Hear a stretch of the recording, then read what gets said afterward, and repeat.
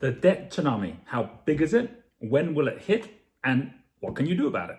Well, the bad news is it's already here. Before the health crisis even got here, there was already many reports out about just how bad our debt has been getting over the last 10 years. Here's a report from CNBC way back in March. It shows there's been 4 waves since the 1970s, of which we're in the 4th wave right now. The first wave in the 1970s was the Latin American debt crisis. The second wave in the 1990s was the Asia crisis. The third wave, which was the first global crisis, is the one that started after the dot-com bust and ended with the global financial crisis. The fourth wave, which started after that crisis, the World Bank has said is the largest, fastest, and most broad-based of all the waves. Then the COVID crisis started and all hell broke loose, and we have seen everyone from governments to businesses to households take on the most ridiculous amount of debt we have ever seen in history. Here's a report that just came out from the IIF. The IIF stands for the Institute of International Finance, and they produce something called the Global Debt Monitor. But this one, they've titled The Attack of the Debt Tsunami. Why? Because you can see from this graph here that over the last decade, debt has grown to $277 trillion, which is an unprecedented 365% of global GDP. And this massive wave is about to crash. Now, if you're thinking, hang on a minute, haven't we just gone through the crisis? I want to talk for a minute about how tsunamis actually work. Do you remember the 2004 tsunami?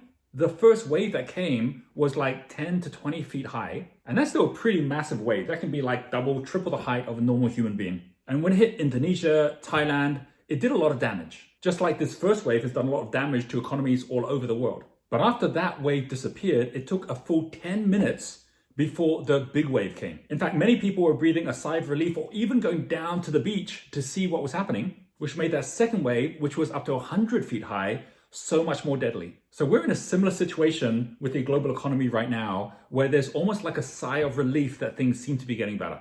But as you can see from this graph, there is $7 trillion of that debt, which is due in the next 12 months. And that leads to the 3 Ds that make up the debt tsunami. The first D is defaults. Defaults at the level of personal bankruptcies, of corporate bankruptcies, which we're already seeing, and of country bankruptcies. Zambia has just defaulted on its sovereign debt, and it's the 6th country to do so in the last 3 months. The second D is deleveraging. That's when people start reducing their debt, which means asset prices go down, just like in the global financial crisis, where everyone from banks to lenders stop actually giving out as much debt. People have less appetite to buy assets, and the balance between debt and equity gets back to some normal state, but it doesn't happen without an economic slowdown, which brings us to the third D, and that's depression. It happened in the global financial crisis. It happened in an even bigger state back in the 1930s. But while that one was more of a US and Western depression, we're going to see this time around a depression which is global at an unprecedented scale. So what can you do about this? Again,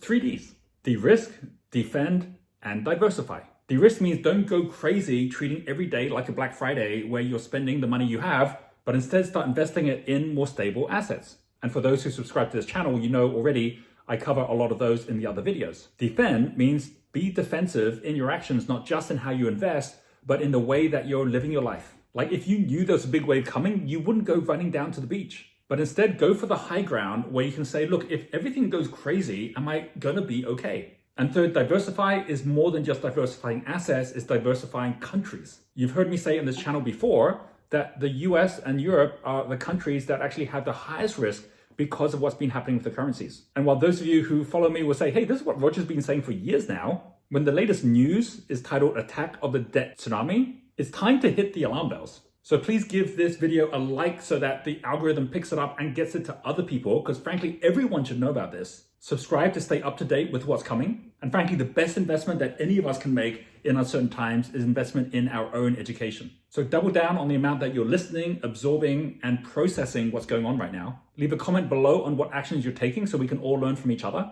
And remember, when a big wave comes, you've got one of 3 options. There's the traditional ones of sink or swim, but the third option is the entrepreneurial option, and that is the option to surf. New systems, new industries, new opportunities are all going to come out of this. And yes, the reality is our system is broken. But those of you who choose to surf have the chance to create a brand new one. Stay safe, stay healthy, and I'll see you on the next video.